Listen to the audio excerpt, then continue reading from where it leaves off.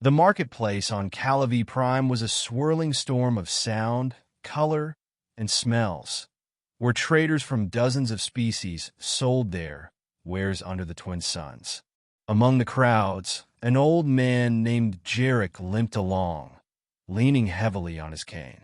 A retired prospector and mechanic, Gerrick had lived on Calvie Prime for decades, eking out a quiet existence far from the wars that had scarred the galaxy. But today something caught his eye. In the shadow of a towering stall stacked with luminescent fruits, a small figure huddled, nearly invisible against the crates. Her skin was a soft lavender, her eyes large and glassy, and her thin limbs trembled as she reached for scraps discarded by the traders. An alien girl, young, malnourished, and alone. Gerrick paused. "What are you doing here, little one?" he asked gruffly.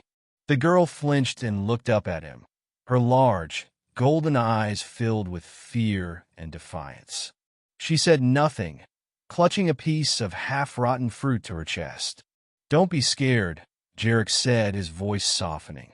"Are you hungry?" Her eyes darted to the fruit stall, then back to him. She nodded hesitantly. Gerrick sighed, muttering to himself about how he didn't need more trouble in his life. Still, he reached into his pocket and pulled out a few credits, exchanging them for a loaf of nutrient-dense bread. He crouched down and handed it to the girl. "Here, eat." She stared at him for a moment, then snatched the bread and tore into it with ravenous bites. Gerrick watched her, a pang of sadness twisting his heart. He had seen too many like her in his years. Orphans of war, abandoned by circumstance. "Where are your parents?" he asked gently. The girl didn't answer. Instead, she clung to the bread as if it were her lifeline. Gerrick didn't intend to take her home. He planned to give her a meal and leave her to the bustling marketplace, where she might find a better future. But as he turned to leave, a sharp cry stopped him. A brutish trader loomed over the girl, his massive hands reaching for her. "Thief!" he barked.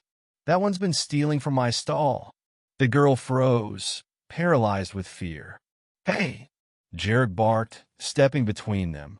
"She didn't steal anything. I just bought her that bread." The trader sneered.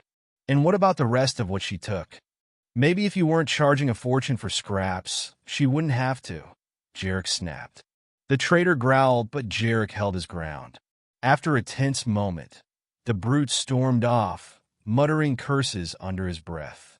Gerrick looked down at the girl. She was clutching his coat now, her tiny fingers trembling. He sighed again, deeper this time. "All right, kid, you can come with me."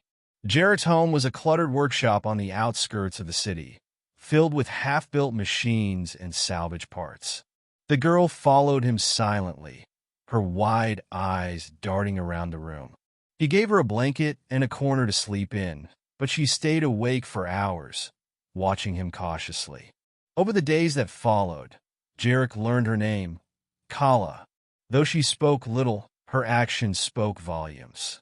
She helped him organize his tools, cleaned up scraps, and even tinkered with small devices, her tiny hands surprisingly adept. As weeks turned into months, Kala began to open up. She was the last of her kind, her people wiped out in a mining disaster caused by corporate negligence. She had survived by hiding in the ruins, scavenging what little she could until she stowed away on a cargo ship to Calvie Prime. Gerrick felt an unexpected protectiveness toward her. He taught her how to use tools, how to repair machines, and even how to pilot his old freighter. In return, she brought a spark of life back into his solitary existence. Years later, Gerrick watched as Kala stood on the bridge of their ship, now a confident young woman. Together, they had turned his old freighter into a mobile workshop, helping those in need and fighting back against the corporations that had destroyed her world. "You've come a long way, kid," Gerrick said, pride evident in his voice. Kala turned to him, her golden eyes bright. "Only because you gave me a chance." The old man smiled.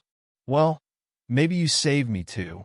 As the stars stretched before them, Kala set the coordinates for their next destination. Together, they disappeared into the vast expanse of the galaxy, a family forged in the fire of hardship and hope.